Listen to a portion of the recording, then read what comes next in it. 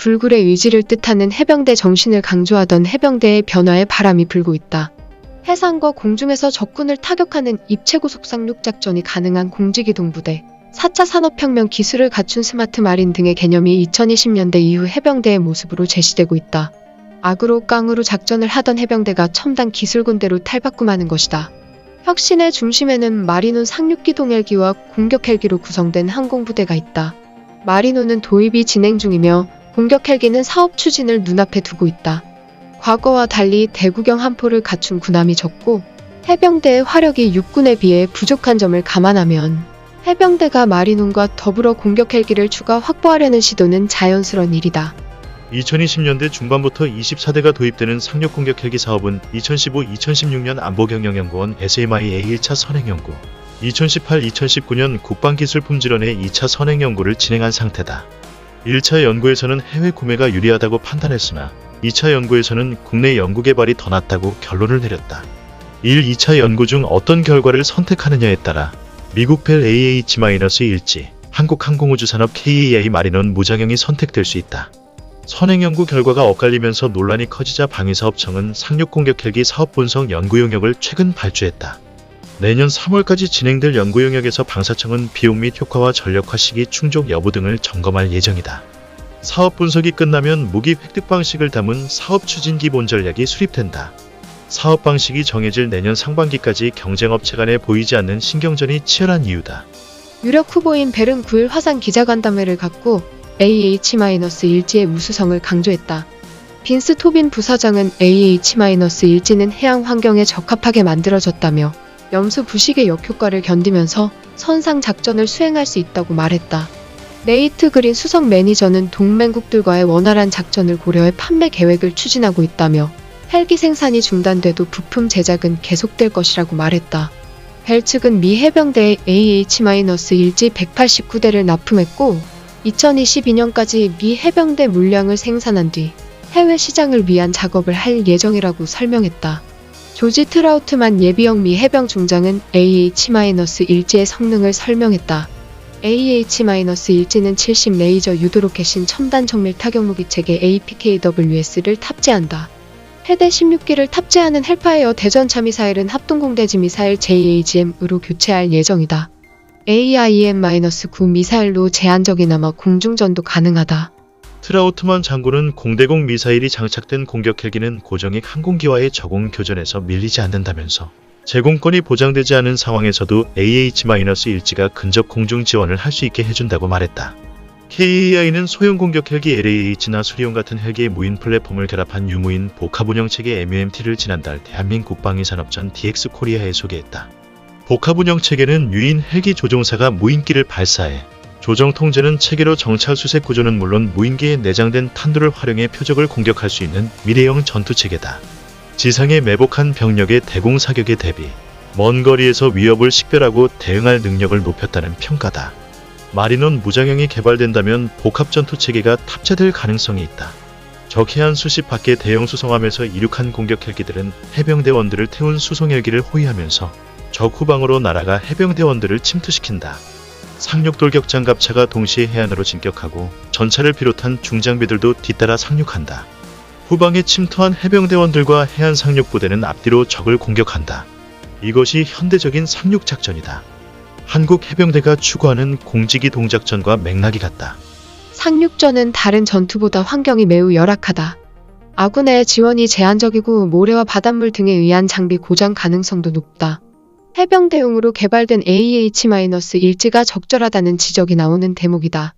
벨도 사막, 바다, 혹한 등 거친 환경에서도 작전 수행이 가능하고 도입 비용이나 군수 지원 부담도 적다고 강조한다. 베트남 전쟁의 사례도 있다. 베트남에서 미군은 UH-1의 무장을 장착한 기종을 운용했다.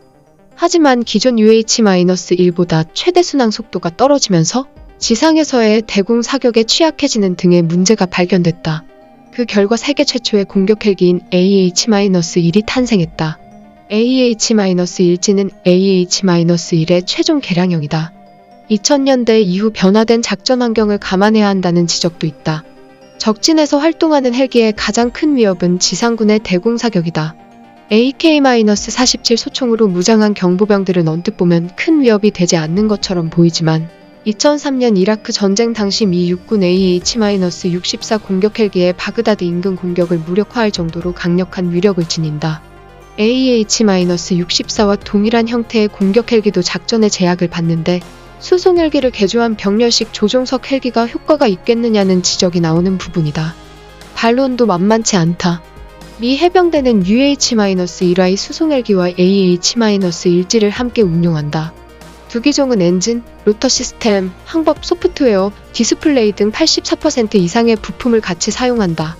이를 통해 정비 효율을 높이고 운영 유지 비용과 인력을 절감한다. 한국 해병대도 AH-1G를 도입하면 한미 해병대 상호 운용성 향상 등의 효과가 있으나 마리논과의 호환성에 따른 정비 비용 및 인력 절감은 기대하기 어렵다. 반면 마리논과 마리논 무장형을 함께 쓰면 이 해병대의 UH-1Y, AH-1G 운용과 유사한 효과를 얻을 수 있다. 지상에서의 대공 사격에 대한 방탄 능력이나 생존성에 대해서도 논란이 제기된다. 베트남 전쟁 당시 헬기의 피격은 대부분 측방이나 하방에서 이뤄졌다. 그런데 측방과 하방 피격률은 대부분의 헬기 기종이 유사하게 나타났다.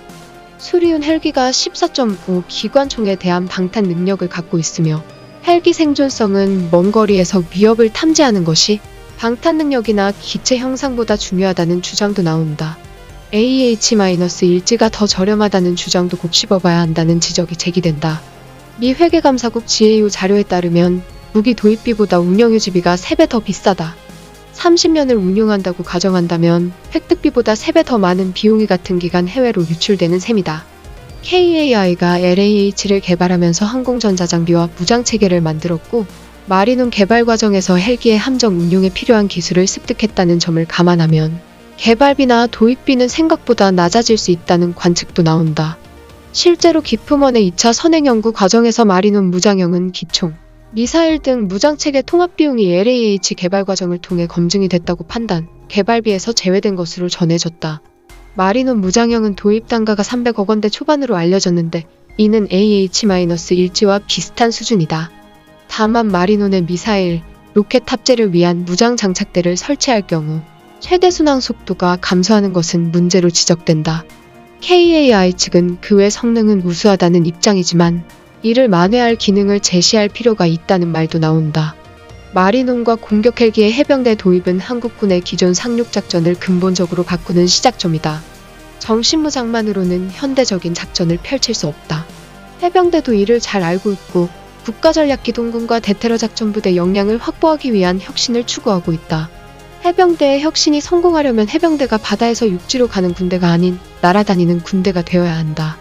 이를 위해서는 우수한 헬기가 필요하다. 정신무장만으로는 현대적인 작전을 펼칠 수 없다. 해병대의 임무 수행에 적합한 공격 헬기를 하루빨리 도입해야 하는 이유다. 두 번째 소식입니다. 다음 달 2일 서울에서 개최되는 한미안보협의회 SCM을 앞두고 전시작전 통제권 전환 논의의 진전이 이뤄질지 관심이 쏠린다. 국방부는 이번 SCM의 핵심 의제로 전자권 전환을 올리고 구체적인 계획 등을 논의하기로 내부 방침을 세웠다. 국방부 관계자는 25일 서욱 국방부 장관이 이번 회의에서 전자권 전환에 필요한 핵심 군사 능력 확보를 위한 우리 측의 입장과 노력을 미국에 전달할 것이라며 전자권 전환 가속화 방안을 놓고 미국 측과 의견을 교환할 것이라고 밝혔다. 앞서 서 장관은 지난달 21일 국회 국방위원회의 종합국정감사에서 12월 SCM에서 국민의 여망 등을 반영해 강하게 협의할 것이라고 말했다. 당시 여당 의원들은 서 장관에게 전자권 전환에 조속한 마무리를 위해 구체적인 시한을 제시해야 한다고 강하게 촉구했다. 두 번째 소식입니다. 한미 양국은 2014년 한국군의 핵심 군사 능력 확보, 북한 핵미사일 위협에 대한 한국군의 초기 필수 대응 능력 구비, 한반도 및 지역 안보 환경 관리를 골자로 한 조건에 기초한 전자권 전환에 합의했다. 전자권 전환 검증 일정은 1단계 기본 운용 능력 IOC, 2단계 완전 운용 능력 FOC, 3단계 완전 임무 수행 능력 FMC 검증 평가로 이뤄진다.